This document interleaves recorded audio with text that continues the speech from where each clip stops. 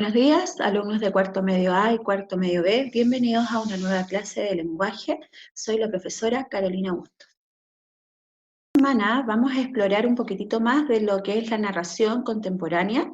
Así como la semana pasada estuvimos viendo los tipos de narradores, hoy día vamos a agregar un concepto nuevo referido a los narradores y vamos a agregar algunas técnicas narrativas contemporáneas que están relativas al montaje, a cómo se organizan los eventos y los sucesos, que tiene que ver también con el tiempo, con el ambiente, con el lugar donde se llevan a cabo. Vamos a ver cómo la nueva narrativa contemporánea ha aprovechado ciertas estrategias del cine y ciertos aspectos del psicoanálisis para poder ocuparlos dentro de lo que son las nuevas voces de la narración. ¿Ya? Así que vamos a empezar.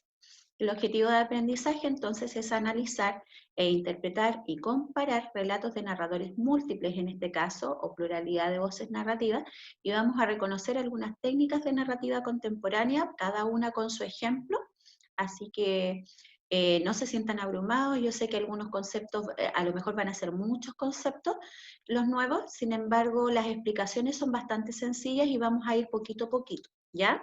Así que atentos que vamos a empezar. Entonces, cuando hablamos de una nueva narrativa contemporánea, vamos a hablar de innovaciones en términos de estructura, ¿ya? Un poco por cómo se organiza esta nueva narrativa, los temas que se abordan, que tienen un poco más que ver con el interior de la persona, y la forma que tienen estos textos literarios, en este caso la narrativa, porque vamos a caer en otros formatos ya de narrativos. Vamos a volver, por ejemplo, a una literatura del yo, que tiene que ver, qué sé yo, con el diario de vida y con otros formatos que son mucho más intimistas para poder abordar a estos nuevos narradores y estas nuevas voces interiores que van a aparecer dentro del relato. Cuando hablamos de pluralidad de voces, y este es el primer concepto que vamos a estudiar hoy, en realidad hablamos de que hay más de un narrador. ¿Ya? El narrador omnisciente va a empezar a desaparecer un poquitito para darle cabida a los narradores que son de conocimiento relativo y que van a narrar desde la perspectiva desde la que ellos están. Son unos narradores que tendrían en este caso una focalización interna.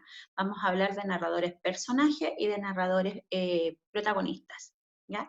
Principalmente esos. Igual vamos a encontrar de repente algunos narradores omniscientes, pero estos se van a mezclar con los otros, es decir, ya no va a ser un único narrador quien nos va a contar toda la historia, sino que van a empezar a aparecer múltiples voces y perspectivas diferentes, a veces del mismo relato y de la misma situación. Eso también lo vamos a ver porque esto también está relacionado directamente con una de las nuevas estrategias y de las técnicas nuevas narrativas. Entonces, el narrador actual, como lo hemos dicho, ya no es omnisciente, ya la mayor parte de las veces, por lo tanto, solo está en condiciones de entregarnos algunas pistas, algunas partes de la historia, desde lo que él logra saber. Por lo tanto, es un narrador de conocimiento relativo, sabe un poquito y está influenciado por su posición dentro del relato, generalmente.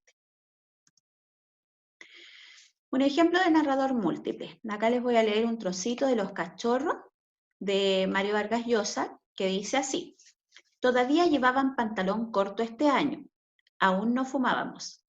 Entre todos los deportes preferían el fútbol y estábamos aprendiendo a correr olas, a zambullirnos desde el segundo trampolín del terrazas, y eran traviesos, lampiños, curiosos, muy ágiles, voraces. Ese año, cuando Cuellar entró al colegio Champañal, y ahí debería venir un puntito suspensivo porque el texto seguía. Bueno, este pequeño extracto es de Mario Vargas Llosa de Los Cachorros, y ustedes se pueden dar cuenta que aquí hay un narrador que en un principio está hablando en primera persona, dice, habla en primera y en tercera persona, habla de él y habla de los otros, ¿ya? Por lo tanto, aquí podríamos decir que incluso se van turnando si es que hay algún personaje que está actuando como narrador, pero está actuando como narrador testigo de los hechos, en este caso un narrador personaje, y en algunos momentos cuando se incorpora la primera voz, en este caso plural, eh, se convierte en un narrador protagonista. O sea, está alternando dos tareas diferentes dentro de lo que es la narración. Veamos una partecita, dice, todavía llevaban pantalón corto ese año. Hasta ahí, ¿ya? No hay ni siquiera una separación de puntos para poder hacer el cambio de persona gramatical, no sé si se puede dar cuenta.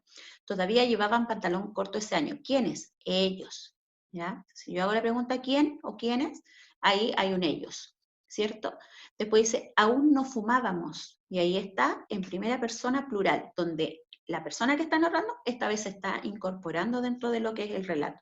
Y así sigue el texto hacia abajo. Por lo tanto, aquí va a haber un narrador que es protagonista, pero también hay un narrador que es personaje y testigo. ¿Ya? Está claramente dentro, así que por lo tanto tenemos un narrador también de focalización interna.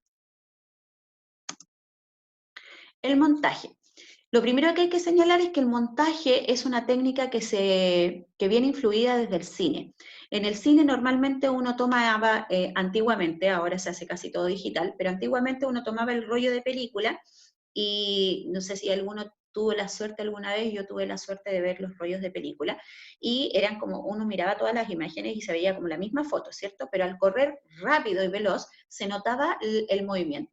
Quizás alguna vez usted lo hizo jugando con un cuaderno, dibujando en la orillita y colocaba, hacía pequeños cambios en el monito y al hacer así el monito se iba moviendo, ¿cierto? Bueno, las antiguas películas de cine funcionaban igual.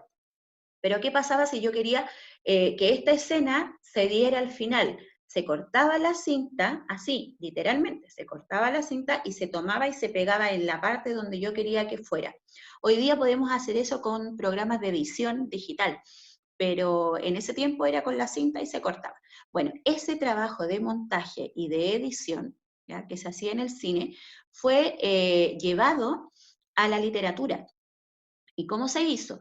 También se narraban a veces algunas situaciones y seguido de eso a la otra situación. No había, por ejemplo, una idea lineal de las acciones. No había el contar las cosas desde un principio hasta el final. ¿Existe el montaje lineal? Sí, existe, obviamente. Pero es el menos usado en la narrativa contemporánea. Entonces, veamos aquí, dice, el montaje es una percepción fragmentada del mundo por medio del montaje. O sea, ¿qué significa esto? Que nosotros tenemos las acciones y no van a ir, no vamos a ver todo lo que está pasando. Acuérdense que no hay prácticamente narrador omnisciente, lo vamos a ver desde la perspectiva de algunos personajes. Entonces puede que este personaje me cuente lo que pasó visto desde acá, ¿ya? Y este otro personaje me está contando exactamente lo mismo, pero me lo está contando desde acá como él lo vivió, ¿ya? Si quieren entender un poquitito más acerca del montaje narrativo, hay una película que yo la encuentro fabulosa para poder entender este concepto, sobre todo en la parte del final, cuando se hacen las aclaraciones de por qué tal personaje actuó de tal manera, cuando se unen todas las piezas del montaje, como que cobra sentido. Y en la literatura pasa exactamente lo mismo. Yo puedo contar una situación, otra, que otro personaje me cuente otra, y no voy a entenderlo hasta que llego al final, ¿ya? ¿Por qué? Porque ahí es donde el montaje cobra sentido. Entonces, señala también del montaje que es una serie de escenas aisladas que responden a un objetivo particular. Generalmente este objetivo tiene que ver con hacerlo más estético, más llamativo, con incorporar, por ejemplo, algún efecto que atrape al lector, qué sé yo, y que lo mantenga cautivo de la lectura hasta que logre llegar al final, ¿ya? Porque hay gente que empieza a leer un libro y se aburre, pero si el libro, qué sé yo, te va colocando las escenas saltadas o te coloca de repente algo, qué sé yo, que tú no te estabas esperando, no hay una idea de qué va a seguir ahora, te atrapa, ¿ya? Vuelvo a mencionar que este conjunto de secuencias está influenciado por el cine y eres tú, el lector, el encargado de darle sentido finalmente al texto, porque logras entender todo el montaje solo cuando llegas al final, generalmente, ¿ya? Ahora, tipos de montaje en la narrativa, y esto también los puedes encontrar de repente en el cine, por si te interesa esa área. El montaje lineal dice los acontecimientos aparecen en orden cronológico. O sea, aquí empezaron las acciones y se desarrollaron así una tras otra hasta llegar al final. no hay saltos espaciales, no hay saltos temporales, no cambiamos de espacio generalmente, o hay muy pocos espacios y tiempos alterados, ¿ya? El montaje invertido implica una ruptura de la cronología y hay una inversión de los tiempos. Generalmente se da cuando hay racontos de por medio, ¿ya? Si no recuerdas lo que es el raconto, un poquitito más adelante te lo voy a recordar.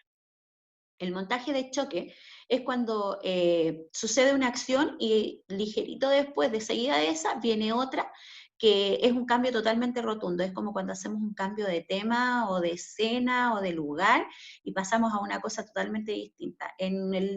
Generalmente en la literatura esto se daba con capítulos. Uno terminaba un capítulo y empezaba otro que podía hablar de una cosa diferente.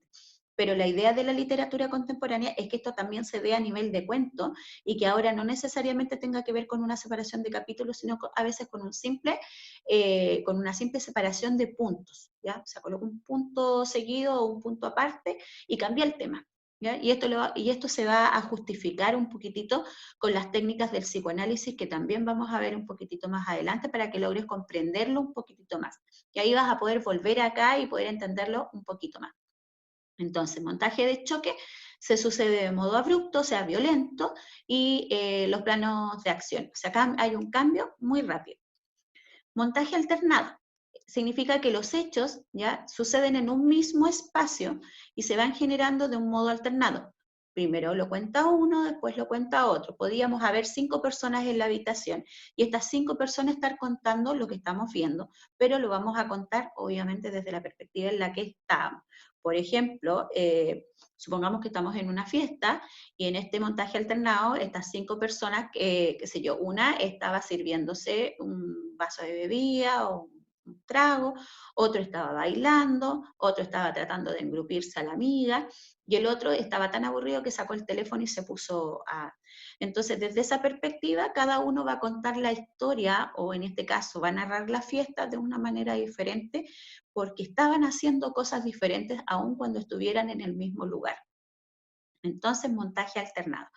Pero la idea es ir contando no todo desde una sola perspectiva, sino contar un poco de uno, después del otro, de uno, del otro y así.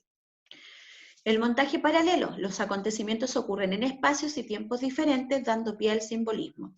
Acá, fíjense que hay obras puntuales que te pueden ayudar a comprender esta idea.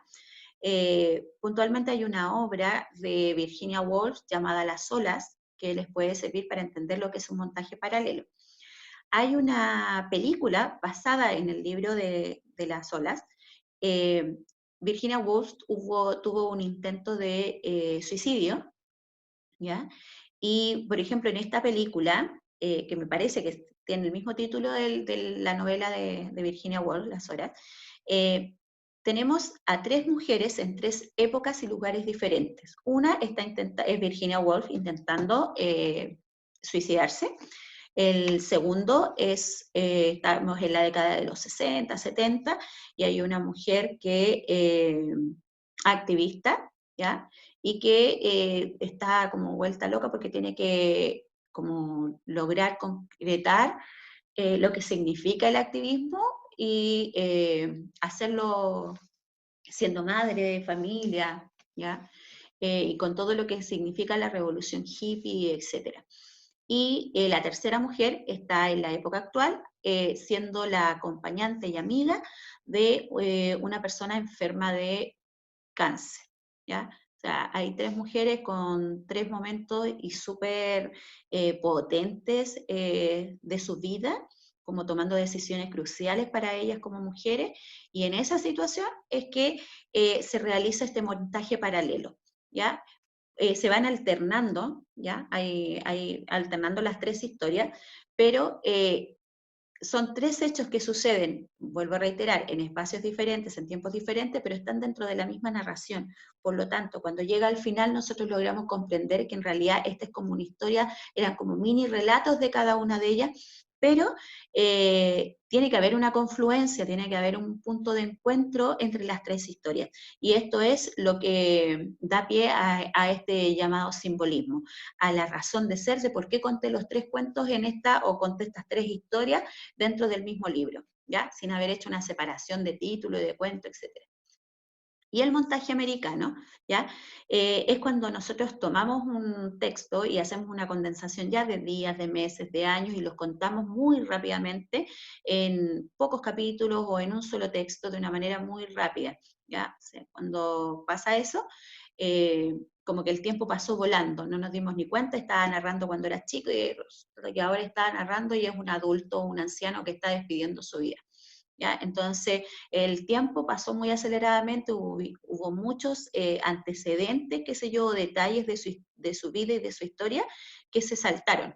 Y pasamos a lo mejor a cosas que eran muy cruciales dentro de su vida y no se detuvo a dar detalles de cómo se llevaron a cabo algunos procesos de su transición histórica, ¿ya? De su biografía. Ese sería el montaje americano. Aquí hay un ejemplo de montaje literario y lo primero que llama la atención es cuando leemos la primera parte, que es un fragmento del Hombre de Juan Rulfo, ¿ya? Escritor mexicano. La primera parte dice, los pies del hombre se hundieron en la arena dejando una huella sin forma, como si fuera la pezuña de algún animal.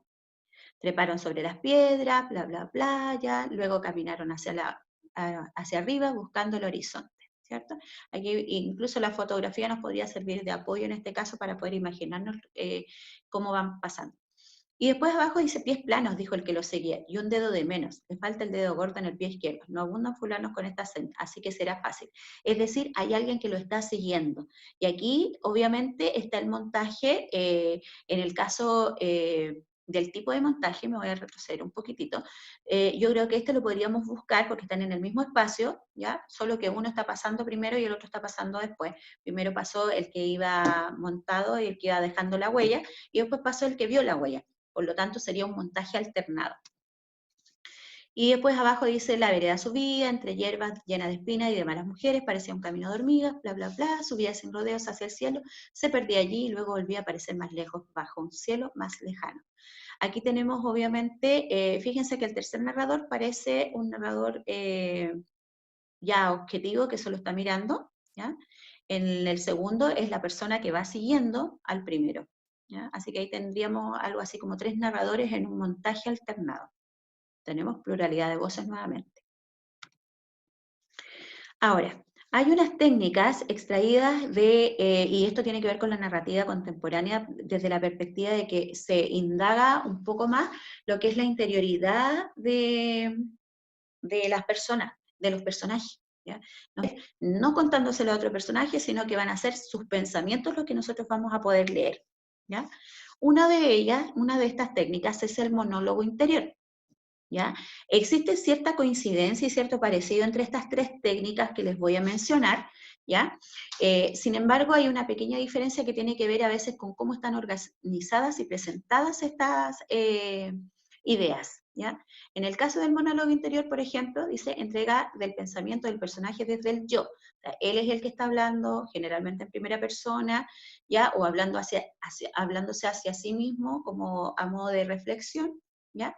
Y se organiza sintácticamente muy ordenado, o sea, hay respeto por la puntuación, hay respeto por las ideas, si vamos a pasar de un tema a otro, hacemos el paso, ¿ya? Que corresponde a esto,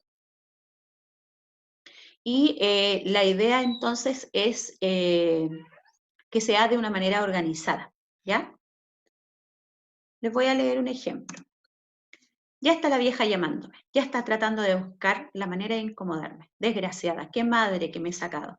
Para mí que me persigue, sí, me persigue. Si voy a la cocina, se me queda mirándome, como un perro mira a una persona que está comiendo. Y enseguida me entra una incomodidad que me dan ganas de tirarle el caldero a la cabeza. Si entro en el cuarto, me pregunta, ¿qué quiero? Que si se me ha perdido algo. Me lo pregunta así, como si fuera una gatica que no quiere hacer daño. Vieja cabrona, como si yo tuviera con lo que tengo para soportar. De ñata, que me vigilen. ¿Es que piensan que me voy a ir con un hombre? Ojalá, pero no sé quién va a cargar conmigo. Si ya estoy, que ni el amolador de tijeras me piropea, y antes, por cierto, hasta me sacaba conversación y todo. Aunque primero muerta que casada con el amolador de tijeras. Pero en fin, el caso es que ya ni siquiera me mira. Y el vendedor de helados, hace un siglo que ni pasa por aquí. Ese era otro de mis pretendientes. Bueno, este fragmento, ¿ya?, de esta mujer tan quejumbrosa, es de Reinaldo Arenas, del Palacio de las Blanquísimas Mofetas, ¿ya? Eh, Como se pueden dar cuenta, ella está hablándose a sí misma de lo que ella está pensando con respecto a lo que su madre piensa en un principio cuando la está llamando, de cómo se siente ella cuando la llama, ¿ya? Que se siente vigilada, se siente molesta, le molesta a la madre, qué sé yo, le molestan sus preguntas, etcétera, y también siente que se le está pasando el tiempo y que empieza a hacer memoria con respecto a algún pretendiente que ha tenido, ¿ya? Alguna persona que alguna vez la piropió, etcétera. Sin embargo, fíjense que ella pasa desde, me está llamando la madre, ¿ya?, hasta que el vendedor de helados era otro de sus pretendientes. ¿Qué significa esto? ¿Ya? Y que cuando nosotros hacemos un monólogo interior, nosotros podemos divagar y pasar de un tema a otro. Ese no es el problema. El problema es cuando esto viene desordenado, entonces ya no sería un monólogo interior, ¿ya?, y no tendría cierta coherencia. Pero acá fíjense que sintácticamente, oracionalmente hablando, se entiende el traspaso de un tema a otro porque ella lo va haciendo paulatinamente. Pasó de la madre a cómo se sentía, qué pasaría, ¿cachai?, si le saliera, no sé, porque la madre a lo mejor pensaba que se iba a ir con un hombre, si pero con quién iba a ser, qué sé yo, si ya ni siquiera el afilador de tijeras, qué sé yo, la piropeaba, y finalmente se acuerda de su otro pretendiente más. O sea, hay todo un proceso en este ejemplo de monólogo donde pasa de un tema al otro. Vamos con la siguiente técnica. Soliloquio. Parecido al monólogo anterior, ¿ya? Sin embargo, él obviamente aquí hay un autoanálisis, una confesión a sí mismo, ¿ya? Es mucho más organizado y lógico, y obviamente acá la reflexión es personal con respecto a algún tema, ¿ya? Veamos un ejemplo, a ver si podemos entregar alguna otra característica de este soliloquio que la pueda distinguir de lo que era el monólogo interior. Imagínate que tienes una herida en alguna parte de tu cuerpo, en alguna parte que no puedes ubicar exactamente y que no puedes tampoco ver ni tocar. Y supón que esa herida te duele y amenaza abrirse o se abre cuando te olvidas de ella y haces lo que no debes. Inclinarte, correr, luchar o reír. Apenas lo intentas, la herida surge. Su recuerdo primero, su dolor enseguida. Aquí estoy, anda despacio. No te quedan más que dos caminos, o renunciar a vivir así, haciendo a propósito lo que no debes, o vivir así, evitando hacer lo que no debes. Fíjense que acá la reflexión la utiliza hacia sí mismo, pero en segunda persona. Se está hablando a él, pero está usando un tú. Y está diciéndose a sí mismo que tiene dos alternativas. O vive con aquel dolor, ¿ya?, y lo acepta, o vive evitando causarse el dolor. Esas son como es la conclusión que tú puedes sacar. Acá no divaga en los temas, y yo creo que esa es como la principal característica del soliloquio. No vamos a divagar de un tema a otro, sino vamos a reflexionar respecto a un solo tema. Fíjense que dentro de la literatura hay varios monólogos que han sido famosos. Uno de ellos es el de Hamlet, el famoso ser o no ser, ahí el dilema de Hamlet.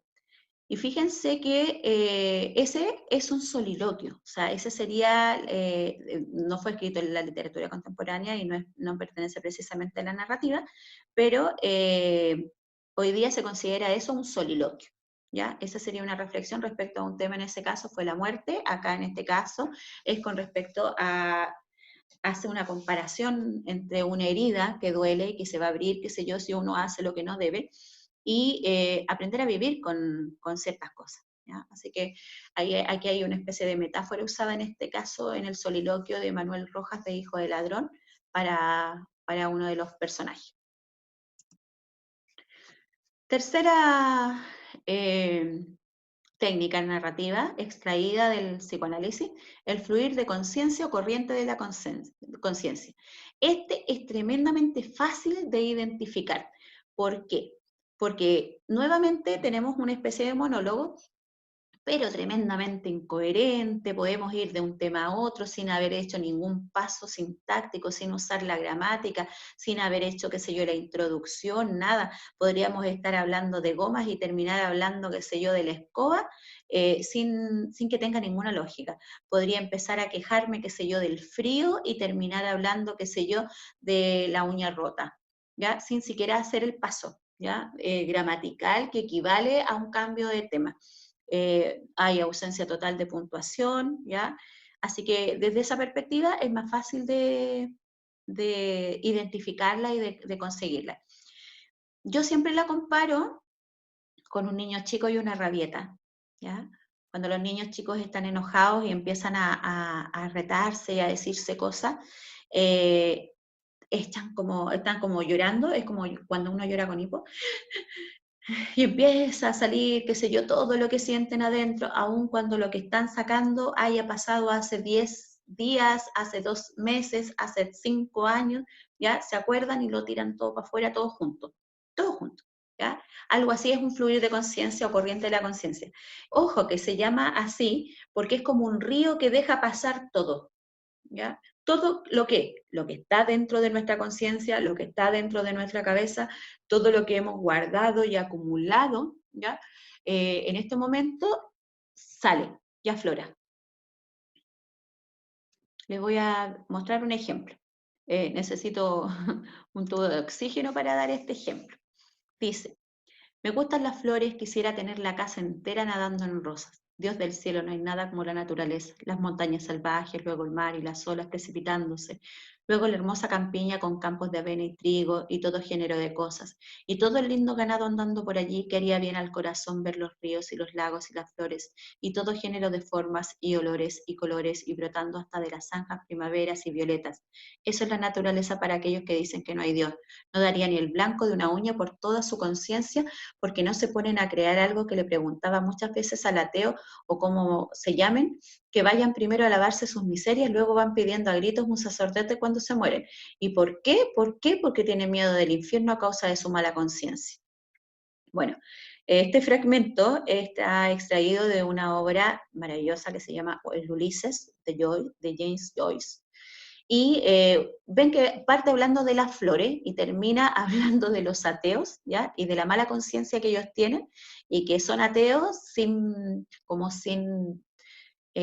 valorar lo que la naturaleza les entrega, sin pensar que hay un creador detrás de ella, y finalmente, qué sé yo, que cuando se van arrepintiendo de ser ateos, es cuando están muriendo. ¿Ya? O sea, empezó con una cosa, terminó con otra, pero aquí entre medio no hubo un paso que nos pudiera gramaticalmente o sintácticamente, un punto que nos indicara el cambio de tema, ni nada. Y hay un abuso y tremendo de conjunciones, porque sin todas las i que vemos en el texto, habríamos necesitado un tubo de oxígeno o habríamos muerto de un paro cardiorrespiratorio, porque nos habría faltado el aire, ¿no? Hay ausencia total de puntos, ¿ya? Por lo tanto, se hacían necesarias todas esas I para poder hacer la pausa y tomar el aire necesario para poder leer ese pequeño fragmento, ese pequeño fluir de conciencia de esta obra. El tiempo en la narrativa. Obviamente cuando hablamos de narradores y hablamos de montaje y hablamos de estas experiencias del psicoanálisis, tenemos que hablar del tiempo también, ¿ya? De la forma en que vamos a narrar y vamos a contar la historia. Aquí cada uno tiene su ejemplito, ¿ya? Por ejemplo, dentro del tiempo nosotros lo que hablamos es de cómo disponemos dentro del tiempo o cómo lo presentamos, ¿ya? Los acontecimientos. Entonces, lo primero que vamos a partir acá es con un ad ovo. Aquí, esta fotografía tiene un pequeño error ortográfico porque la palabra en latín, ¿ya? Va con una V acá, ¿ya? Y ese es un ad ovo. Que significa desde el huevo, ¿ya? Desde el origen. Entonces, el narrador se sitúa como punto de partida del relato en el inicio de las acciones y narra en un orden cronológico. También se utiliza para contar, por ejemplo, la historia de un héroe, por ejemplo, pero la cuentas desde los orígenes del héroe, es decir, desde su nacimiento. quiénes fueron sus padres, quiénes fueron no sé, pues, quiénes fueron sus orígenes, sus barrios, etcétera, cuando era pequeño. ¿Ya? Así es como parte un ad ovo. En el caso de el ejemplo que aparece acá, dice, a principios del mes de julio de 1850, atravesaba la puerta de calle de una hermosa casa de Santiago un joven de 22 a 23 años. Fíjense que esta es la llegada, este fragmento pertenece a Martín Rivas, ¿ya? Y parte es el principio de la obra, o sea, todo lo que tiene que ver con Martín Rivas y con la historia no tiene que ver con sus orígenes y con sus padres en el norte, ¿ya? Porque él venía del norte y vino a estudiar a Santiago Leyes. Entonces, cuando él vino a estudiar, se quedó en la casa de un conocido de su padre, ¿ya? Como que lo recibió en principio para que él pudiera estudiar. Y así parte Martín Rivas, así parte la obra y así parten todas sus historias y sus aventuras, porque aquí va a conocer a la chica de la cual se va a enamorar, y desde aquí van a empezar todos los acontecimientos que se cuentan en el libro, parten aquí con la llegada de él a la casa. Eso es ad hoc. Una segunda disposición de la narrativa, ya cuando hablamos de tiempo, es el in media res, que implica contar el relato cuando éste ya comenzó, es decir, nos situamos como en la mitad de los acontecimientos y eso nos va a permitir que hacer, por ejemplo, varios flashbacks para volver atrás, ¿ya? Y ver qué pasó hasta que yo llegué acá y después volver acá para poder contar el final y llegar al desenlace de la historia. Entonces, dice, muchos años después, frente al pelotón de fusilamiento, el coronel Aureliano Buendía había de recordar aquella tarde remota en que su padre lo llevó a conocer el hielo. Fíjense que este fragmentito juega con hartos aspectos del tiempo, ¿ya? Después vamos a ver lo que es la prolepsis, ¿ya? O la proyección, que implica, qué sé yo, narrar algo que no ha pasado todavía. En este caso, él está en medio, dice, muchos años después, y va a hablar acerca de algo que va a suceder, ¿ya? Frente al pelotón de fusilamiento, recordó aquella tarde en que su padre, y aquí volvemos al pasado para contar cuando era chiquitito y su papá lo llevó a conocer el hielo, ¿ya? Un río que se había congelado. Este fragmento pertenece a la obra Cien años de soledad de Gabriel García Márquez, ¿ya? Maravillosa obra donde vamos a poder encontrar algunas de las técnicas narrativas que estamos viendo ahora.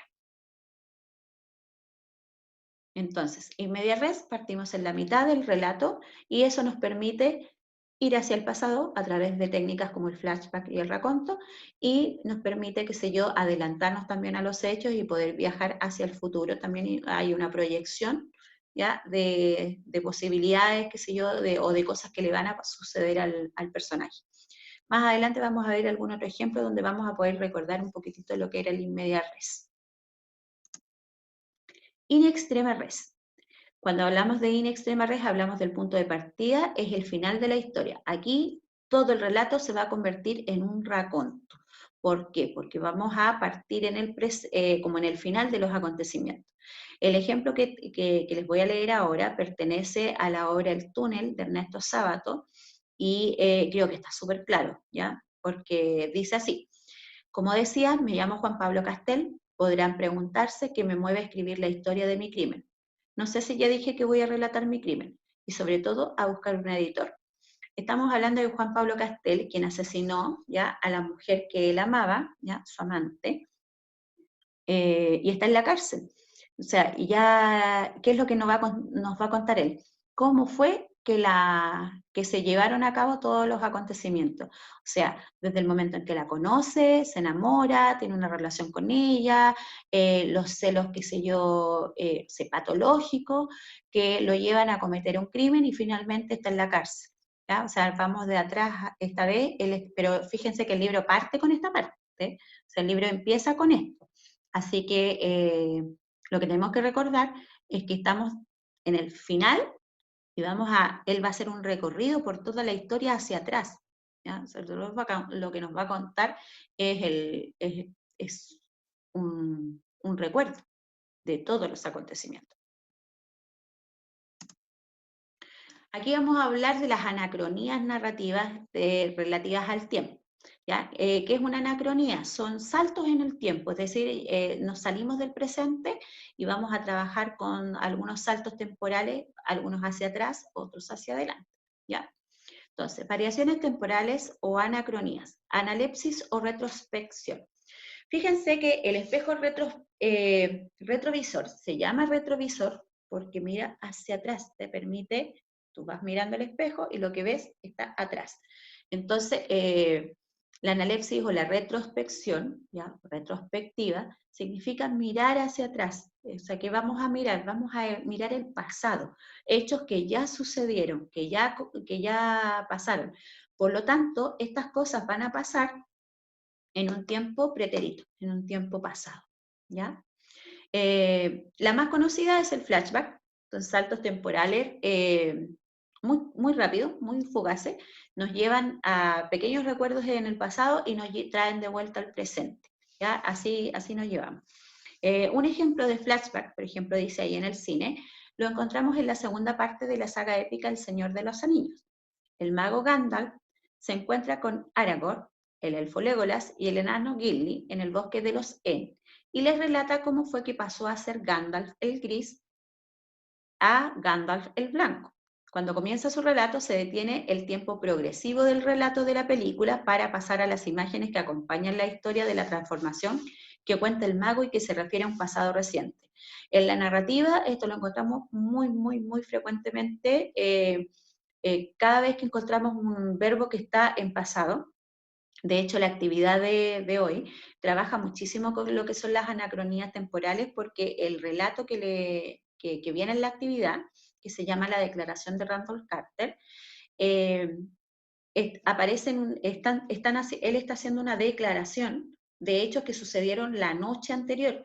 Por lo tanto, aquí tenemos un raconto. Bueno, todo el cuento habla de todo lo que sucedió en la noche, pero a ratos él vuelve al presente. Entonces tenemos flashback y raconto todo el rato. ¿Ya? Así que para que no olviden que estamos ocupando esta técnica para que podamos analizar ese relato que tenemos como actividad hoy. ¿Ya? Yo creo que esta es una de las cosas que podemos, gracias a los verbos y a los tiempos gramaticales del tiempo pasado, más fáciles de reconocer. ¿Ya? Igual que los del futuro, no es difícil, solo hay que prestar atención a los verbos. La segunda anacronía narrativa que vamos a recordar y que tiene que ver con la analepsis, que significa la vista hacia atrás, hacia el pasado, es el raconto. Pero esta vez el salto temporal y la retrospección tiene un carácter extenso, significa que es como por ejemplo el libro del túnel de Ernesto Sábato que acabamos de ejemplificar. Aquí todo lo que él va a contar es muy extenso, prácticamente abarca el libro completo.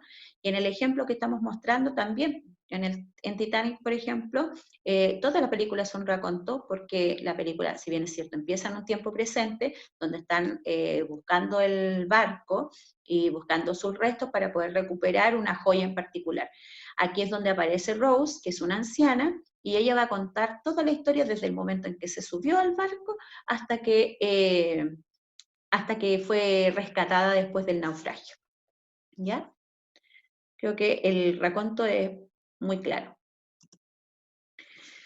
Dentro de lo que son las anacronías narrativas, ya así como hay una mirada hacia atrás, ya retrospectiva, también hay una mirada hacia adelante, hacia el futuro, ya es decir, es proyectiva. Esto se llama prolepsis. Y fíjense que acá, bueno, acá hay un pequeño error, ¿ya? Este flashword debería estar acá abajo como una de las técnicas de prolepsis, ¿ya? Así como el flashback es una técnica de la analepsis, el flash forward no es un sinónimo, ¿ya? Es una técnica dentro de la prolepsis, que significa la proyección hacia el futuro. Entonces, narramos acontecimientos futuros y anticipaciones con respecto al presente de la historia, es decir, algo que no ha pasado todavía. Por ejemplo, esto es de Crónica de una muerte anunciada de Gabriel García Márquez, maravilloso maestro de las letras, me encanta muchísimo. Y él, fíjense que ocupó todas estas técnicas, y aquí en este ejemplo está muy claro. Dice, el día que lo iban a matar, es decir, todavía no ha pasado. Santiago se levantó a las 5:30 de la mañana para esperar el buque en que llegaba el obispo. Ahí fíjense que ahí se levantó, es decir, ya pasó. ¿Pero cuándo? Cuando lo iban a matar, pues no lo han matado todavía, pero están contando que lo van a matar, ¿ya? De hecho, el título nos anticipa, qué sé yo, que todo tiene relación con eso, porque se llama Crónica de una muerte anunciada. Entretenido libro, súper bueno, súper recomendable para quien lo quiera leer, y no es tan largo, ¿ya? Por si acaso, en caso de que les despierte el interés por la lectura. Dentro de lo que es la anacronía de la prolepsis, es decir, de la mirada hacia el futuro, también existen las narraciones extensas del futuro. Y dentro de estas narraciones extensas del futuro, yo quise ejemplificar con esta historia de Lisa, porque ese capítulo parte con ella en una feria mirando la suerte, y aquí está la Lisa, ¿ya? Con la adivina. Y lo que ella le empieza a contar es todo el futuro, se va hacia adelante cuando conoce a su novio, cuando se va a casar con él, ¿ya? Y todo lo que pasó. Aquí tenemos una alteración hacia el futuro. Lo que nosotros vemos acá es algo que no ha pasado, pero que va a pasar. Y que es una narración extensa, no es algo cortito como que yo me estoy proyectando a algo que va a pasar. Tienes que recordar que cualquier proyección hacia el futuro, algo que no ha sucedido, aun cuando sea horas después, días o semanas, ¿ya? Representa un flash forward, porque depende de si yo voy y vuelvo rápido al presente, podría ser flash forward. Pero si yo me voy hacia adelante y lo narro con detalle, y esto me abarca prácticamente casi toda la narración y todo el relato, estoy hablando de una premonición, ¿ya? Así se llama esta técnica que nos permite anticipar algo, pero de una manera muy extensa sobre el futuro. Dice, alteración en la secuencia cronológica con una visión al futuro de personajes o directamente de hechos de forma extensa realizada por el narrador. Entonces, nuevamente estamos mirando hacia adelante. Las actividades. Primero, trate de tomar apuntes tanto del PPT o del video, ya de lo que yo le estoy contando, para que tenga algo en que basarse cuando tenga que hacer el análisis, para que no tenga que estar abriendo y cerrando, qué sé yo, las cosas. Es importante, qué sé yo, que de repente podamos ir almacenando esta información, porque esto es materia que se está pasando, ¿ya? O sea, nosotros estamos avanzando en la unidad. La actividad 2, ¿ya? Completa los mapas conceptuales, viene en una guía, ¿ya? De trabajo. Ahí solamente tiene que llenar eso. Si no puede ya irse a Paint para poder llenar los mapas conceptuales de manera digital, haga el mapa conceptual en su cuaderno y le saca una foto y me manda la foto cuando entregue la tarea. Y en el caso del quiz que se adjunta, dentro de la guía, donde están los mapas conceptuales, existe un texto, ¿ya? Una narración que se llama La Declaración de Randall Carter, de H.P. Lovecraft. Es una historia así como media de terror, ¿ya? Les dejé el audio también, que es bien entretenido, ¿ya? Y hay un quiz con 7 preguntitas rápidas de desarrollo, donde usted va a poder contestar las preguntas de la declaración, ¿ya? Es decir, el análisis y la comprensión lectora de este texto. Hay algunas preguntas que son de comprensión del texto, puntualmente de las secuencias de acciones, de actividades, de los personajes, y hay otras preguntas que están donde estamos relacionando los hechos del cuento con los contenidos que acabamos de ver. Todas tus dudas y consultas, házmelas llegar al muro o me las mandas por mensaje privado, ¿ya? Te voy a dejar con un pensamiento para la semana. Nunca dejes de aprender, porque la vida nunca deja de enseñarte.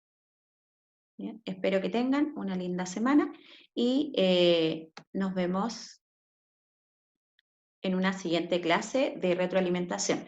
Recuerden que en la última semana de mayo vamos a trabajar con carta a una desconocida, ¿ya? No lo olviden. Entonces, que tengan una buena semana. Adiós.